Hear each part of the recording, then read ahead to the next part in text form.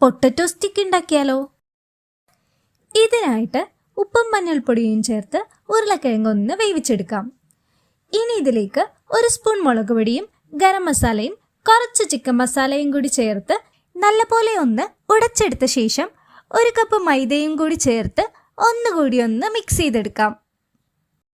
ഇനി ഇതിലേക്ക് ആവശ്യാനുസരണം പാലൊഴിച്ചു കൊടുത്ത് ഒരു ചപ്പാത്തിക്ക് കുഴക്കുന്ന രീതിയിൽ കുഴച്ച് ചെറിയ ചെറിയ ഉരുളകളാക്കി മാറ്റിവെക്കാം. ഇനി ഈ ഉരുളകളെല്ലാം കൈവച്ചൊന്ന് ഉരുട്ടി ഒരു സ്റ്റിക്ക് പോലെ ആക്കിയെടുക്കാം. ഇനി ഒരു പാനിൽ എണ്ണ ചൂടാക്കി ഇത് ഓരോന്നോരോന്നായിട്ട് ഇട്ട് കൊടുത്ത് ഒന്ന് ഫ്രൈ ചെയ്തെടുത്താൽ പൊട്ടറ്റോ സ്റ്റിക്ക് റെഡി ആയിട്ടോ. ഒരു കെച്ചപ്പിൽ മുക്കി ഈവനിങ് ചായയുടെ ഒപ്പമൊക്കെ കഴിക്കാൻ പറ്റിയൊരു സ്നാക്കാണിത്. അപ്പോൾ റെസിപ്പി ഇഷ്ടപ്പെട്ടാൽ എന്തായാലും ഒന്ന് ട്രൈ ചെയ്ത് നോക്കണേ. കൂടാതെ നമ്മുടെ ചാനലും സബ്സ്ക്രൈബ് ചെയ്യാൻ മറക്കരുതേ.